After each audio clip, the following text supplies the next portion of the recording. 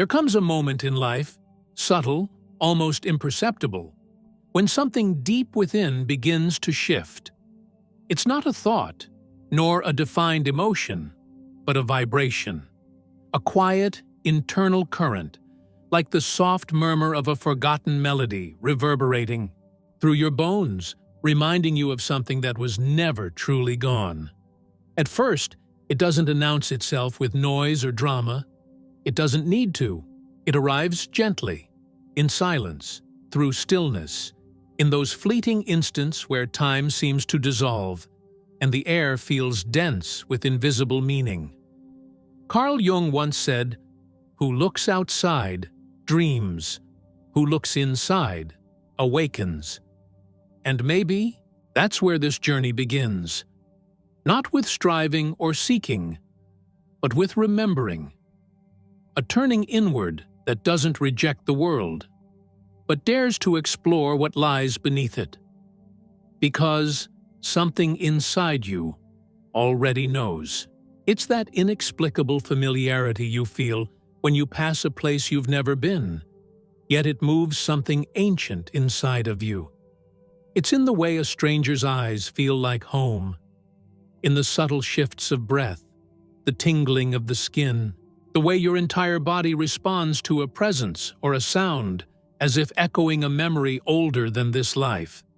These are not coincidences, nor are they simply emotions. They are signs.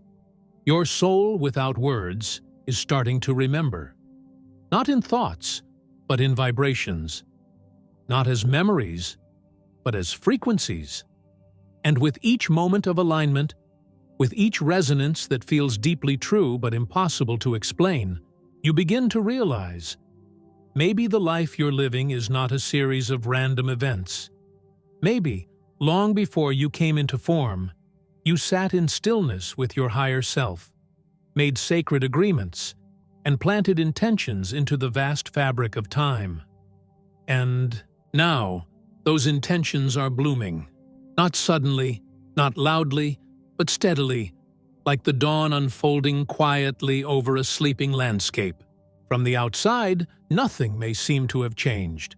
But inside, you know something is different. There's a clarity, a weightless certainty, a return. You're not broken. You're not behind. You're simply arriving into alignment with what your soul already chose.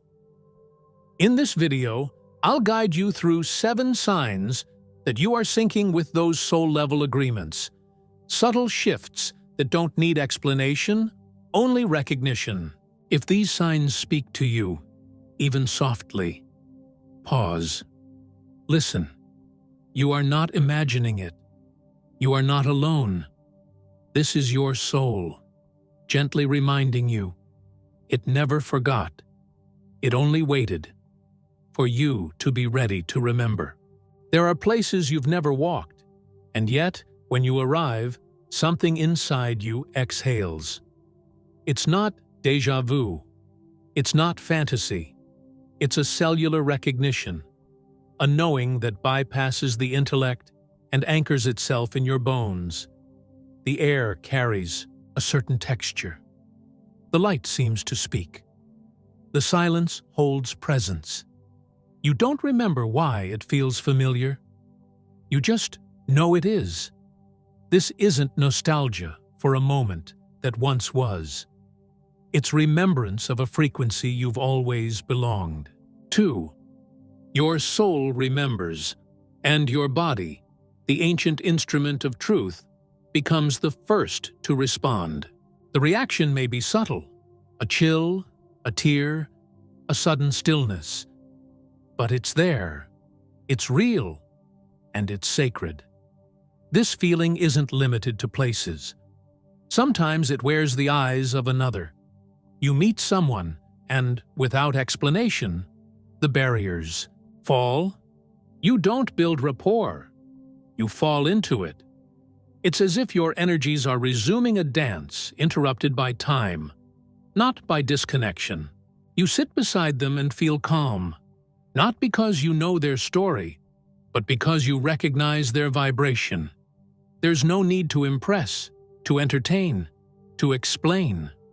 The energy flows without friction, and what unfolds between you is not new. It's ancient and waiting. Familiarity vibrational is one of the first whispers your soul sends when you're nearing alignment with the intentions you set before birth. It's a map encoded in sensations, not instructions. You walk into a room, hear a melody, read a line in a book, and your chest tightens or softens. Your breath alters. These are not coincidences. These are activations. They are vibrational breadcrumbs, placed along your path not to be analyzed, but to be felt. They lead you back to remembrance, step by step, heartbeat by heartbeat. Carl Jung often spoke of the collective unconscious, of symbols that move across generations and cultures because they speak to something universal. These sensations of recognition are personal echoes of that collective language. They are archetypal experiences woven into your unique soul pattern. When you feel them, you are not just recalling a past life or a distant memory. You are touching the timeless. You are feeling the myth of your own existence rising up from within. And yet, the mind will question. It will want clarity, facts, evidence. But the body knows. The intuition knows. And when the soul remembers, there is no need to convince. You are not here to prove anything.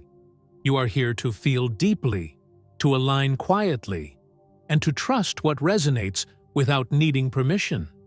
So when these moments arrive, when a stranger feels like family, when a place feels like prayer, when a song feels like a map, pause. Don't rush through it. Let the feeling land. Let it move through you. In that stillness, in that surrender, you're doing more than remembering who you were. You're remembering why you came. And most importantly, you are being remembered. The universe, like a gentle mirror, sees you arriving and whispers back, "I've been waiting." There comes a time when the familiar begins to suffocate. What once felt like home now feels like a cage.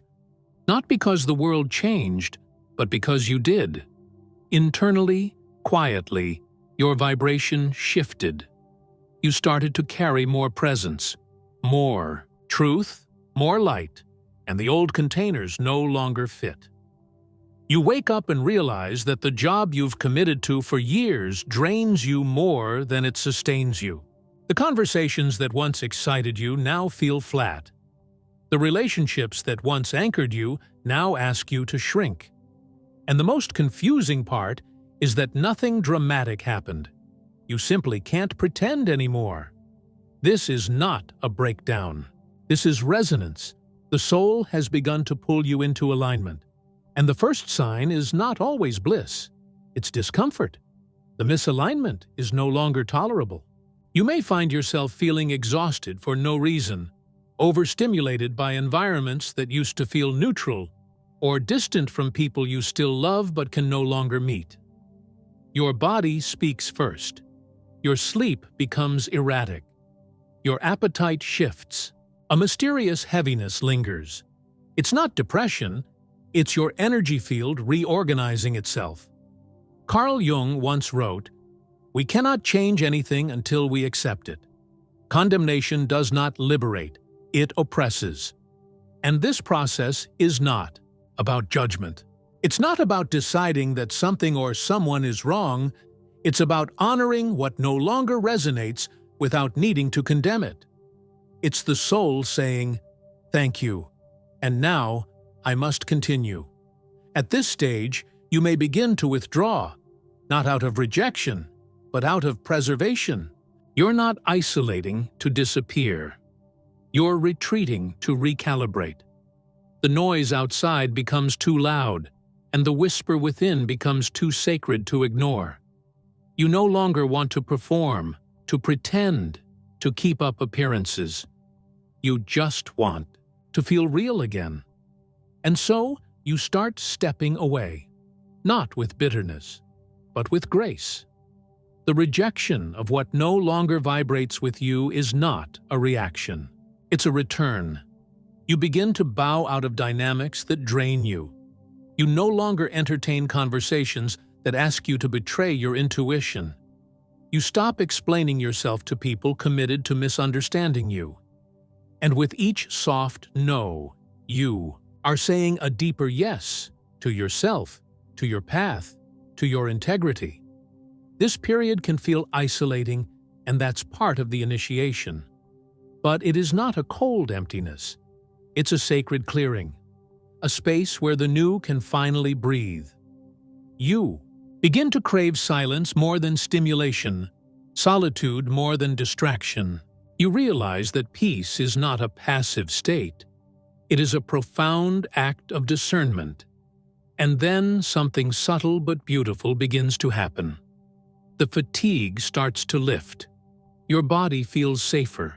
Your thoughts become gentler. And your emotions begin to stabilize.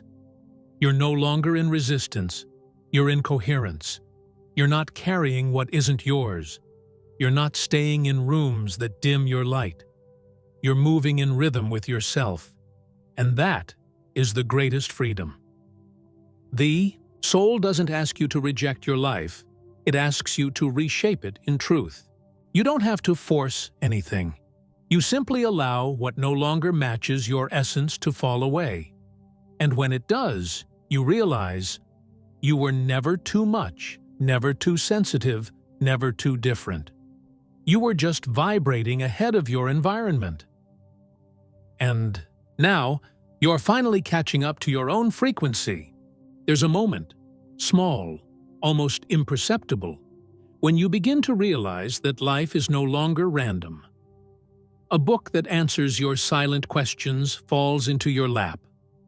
A stranger says something in passing that resonates with a truth you've barely dared to think. A delay causes you to cross paths with someone who shifts your entire day, or your entire path. These moments are not coincidences. They are not luck. They are precise alignments. And once you begin to notice them, it becomes impossible to unsee. Carl Jung called this phenomenon synchronicity, the meaningful coincidence of outer and inner events that are not causally related, yet deeply connected. But beyond the psychological definition lies something more subtle, more mystical. Synchronicities are not just signs, they are soul responses. They are the universe's way of engaging in a conversation with your vibration. Not with words, but with mirrors. When your internal frequency begins to match the intentions your soul once set before entering this life, reality starts to reorganize around that alignment. Things you once had to chase now come to you. Opportunities unfold. With fluidity, people arrive at the exact moment they are needed. It's not about everything becoming easy. It's about everything becoming exact.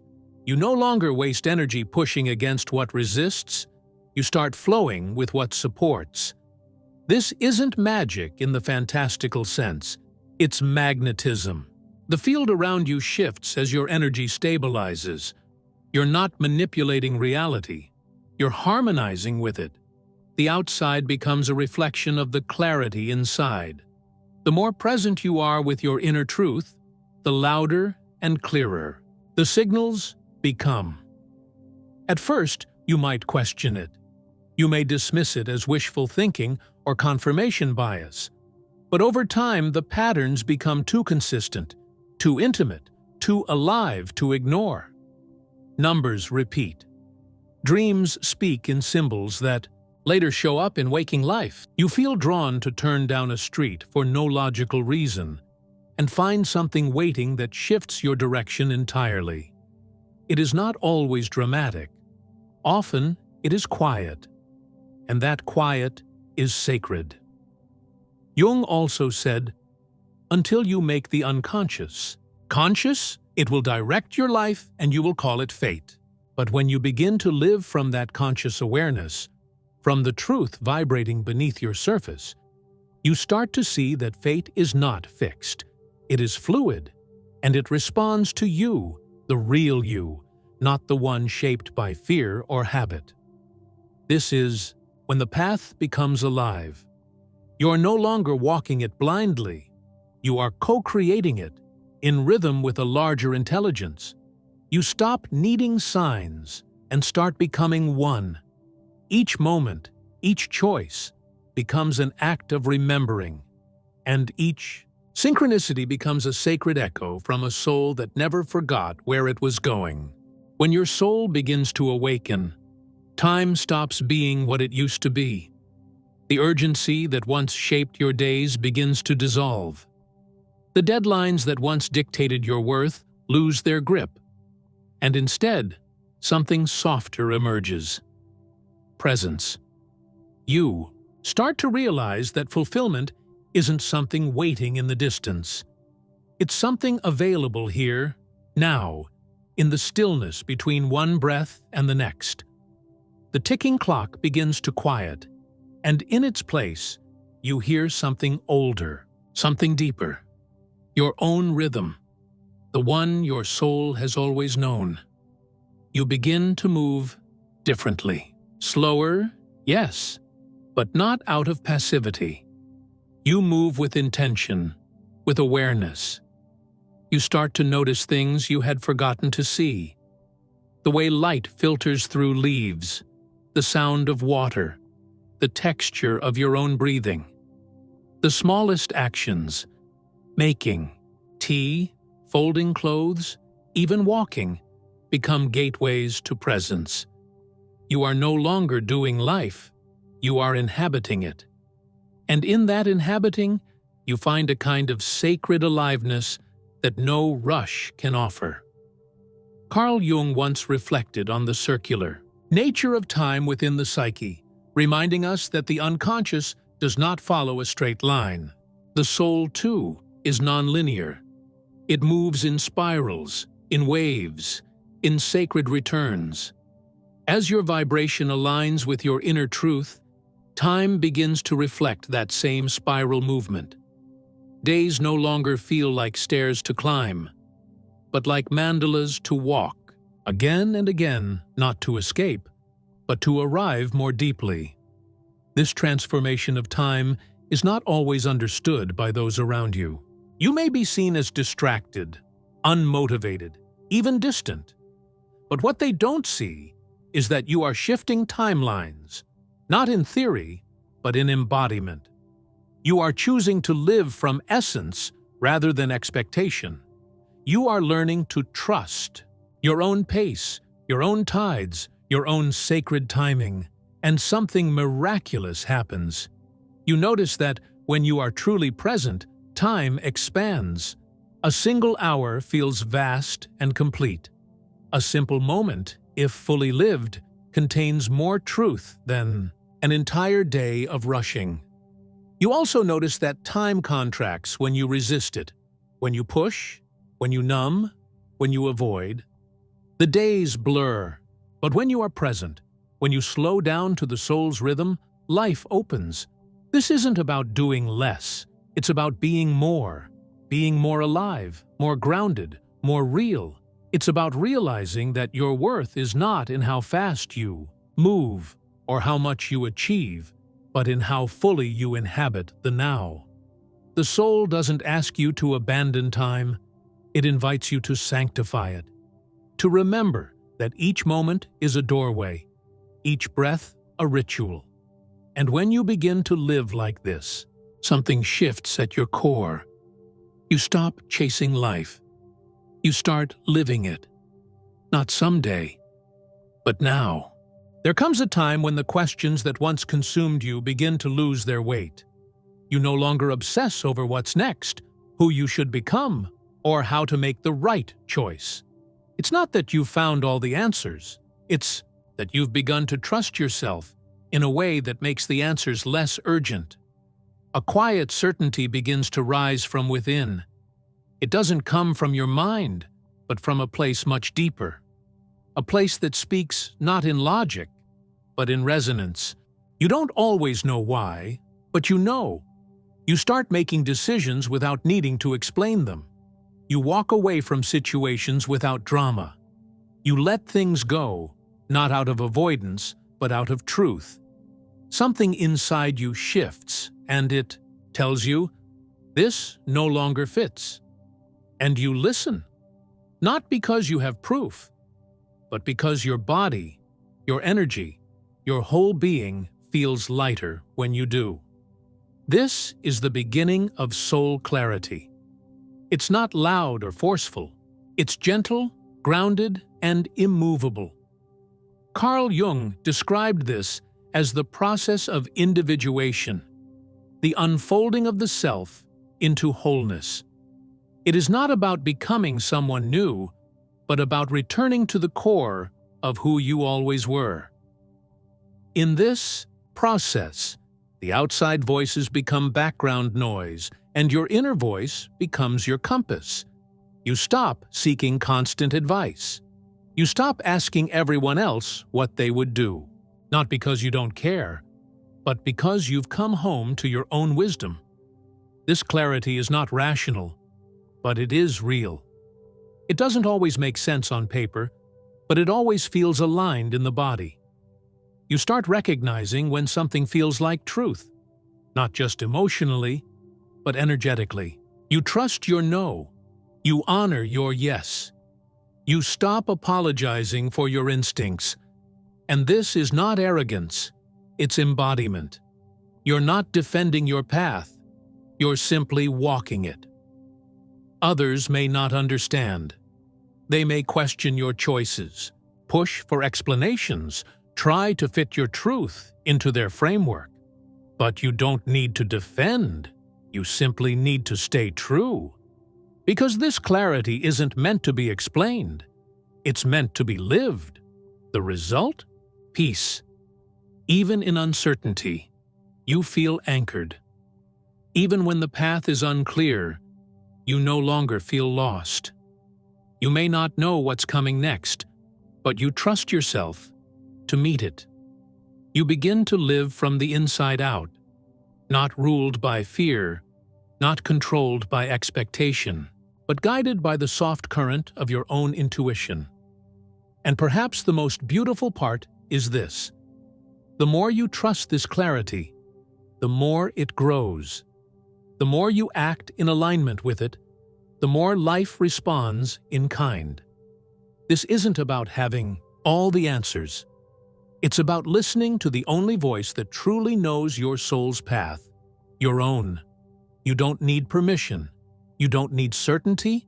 You just need presence, trust, and the courage to follow what feels like truth. There's a kind of compassion that doesn't come from effort or intention. It arises naturally when you begin to face your own shadows. It emerges not from wanting to fix others, but from finally seeing yourself clearly. Not just the parts you love, but the ones you've spent years trying to avoid. And in the soft, often painful process of embracing your own darkness, something unexpected happens. Judgment dissolves, not just toward yourself, but toward everyone. You stop needing people to change. You stop trying to save them. You no longer react from old wounds, nor do you project your pain outward. Instead, you begin to hold space for yourself and for others. This is not passive. It is powerful, because when you stop resisting your own humanity, you begin to allow others to be human too. Carl Jung believed that until we make the shadow conscious, it will continue to rule our lives from the background. But once integrated, that shadow becomes a source of strength, not shame. You start to see your anger not as a flaw, but as a signal.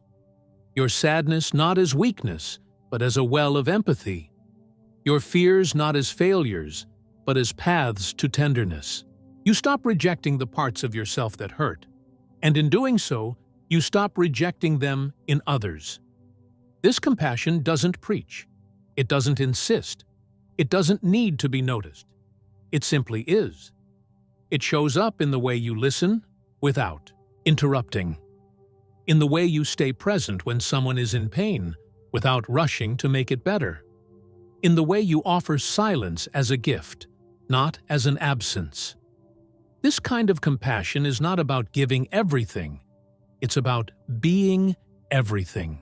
You are fully, with no mask, and that presence becomes medicine. You no longer see people as broken puzzles to fix. You see them as sacred beings, walking their own winding paths, carrying wounds you cannot see, and stories you may never understand. And you trust their process, just as you are learning to trust your own. You begin to radiate a quiet acceptance that invites healing, not by doing, but by being. There's a moment in this journey when you realize the greatest offering you can give the world is your own regulated nervous system, your own integrated heart. Not advice, not solutions, but your presence. Because presence says, I'm here, and I don't need you to be different for me to love you. This is the compassion that arises when the noise fades, when the need to be right dissolves, when the ego steps back, and the soul steps forward. It's a love that asks for nothing, because it is complete in itself. It's not the compassion of the wounded rescuer. It's the compassion of the awakened witness. You begin to move through the world with softness, not because you are fragile, but because you are finally strong enough to be gentle. And in that gentleness, you create a field around you where others can breathe, feel, unfold. You're not trying to lead. You're not trying to impress. You're just being real. And that realness, that grounded, open, raw presence, becomes a light. Not the kind that blinds, but the kind that warms. This is the compassion that rises from silence, from stillness, from truth.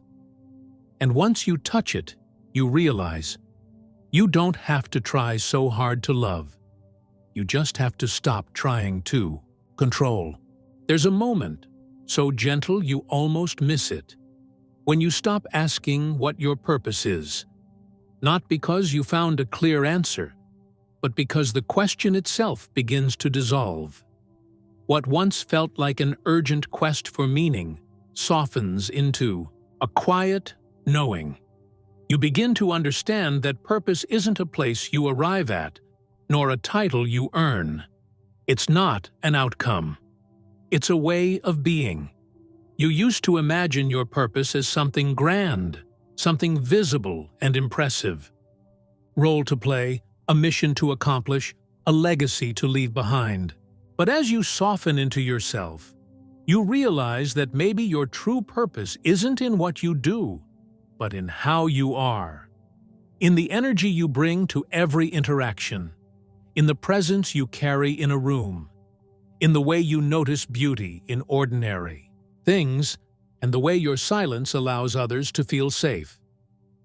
Carl Jung once wrote that the goal of life is not perfection, but wholeness. And wholeness isn't loud. It doesn't need applause. It asks only that you be real. You begin to see that when you are rooted in your truth, even in the most mundane moments, you are already living your purpose. You're not chasing anything. You're emanating who you are. Your laughter becomes healing. Your stillness becomes a message. Your authenticity becomes a vibration that quietly invites others into their own. Purpose stops being a goal and becomes a presence. You start to measure your impact not by numbers or achievements, but by alignment, by how often you listen to your heart instead of your fear, by how kindly you speak when no one is watching, by how deeply you allow yourself to feel even when it's inconvenient. It's no longer about striving. It's about remembering. Remembering who you were before the world told you who to be. In this state, you no longer seek roles that validate you. You choose paths that reflect you. You no longer need to prove yourself. You just express yourself. purpose becomes less about having all the answers and more about living the questions with grace. It's not about being right. It's about being true. And in that truth, you begin to realize you don't need to change the world in big ways. You just need to show up again and again as who you really are. Others may still be running, still reaching, and you love them for it. But you don't need to follow. You walk slower now, not because you're behind, but because you're in rhythm. Your rhythm. You trust that life will meet you where you are, that the right people, the right moments, the right creations will find you, not because you chased them, but because you became a match for them. Your purpose lives in your breath, in your presence, in your stillness. It evolves with you because it is you, not an idea, not a task, but a frequency, a vibration that says, "This is who I am."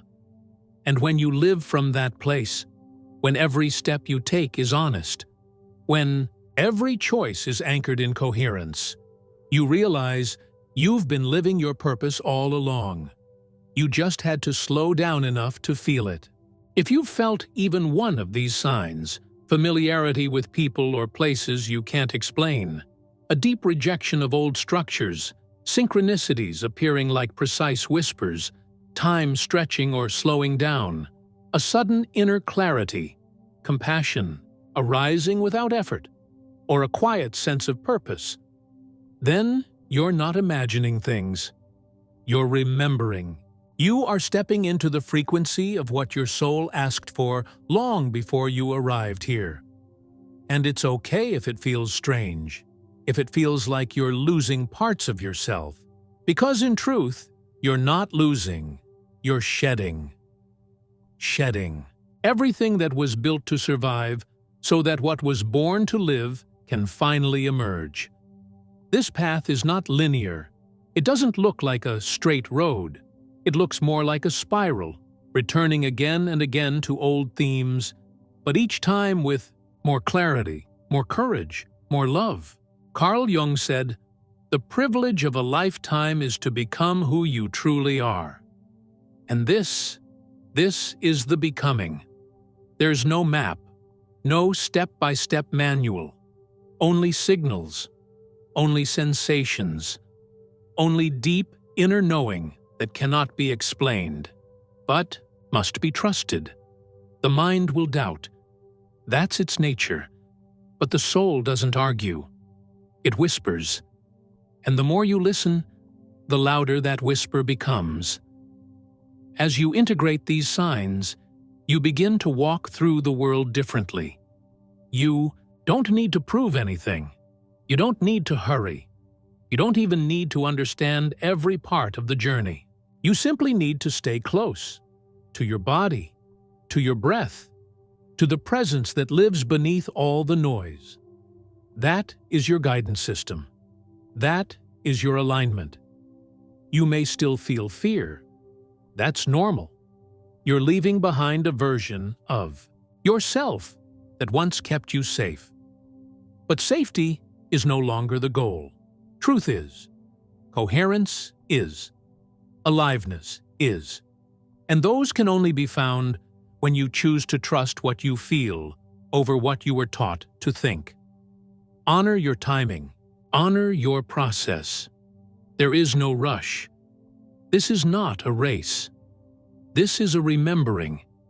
And every part of your path, even the parts that hurt, have led you here.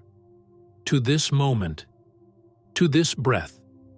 To this exact vibration that is waking up inside you now.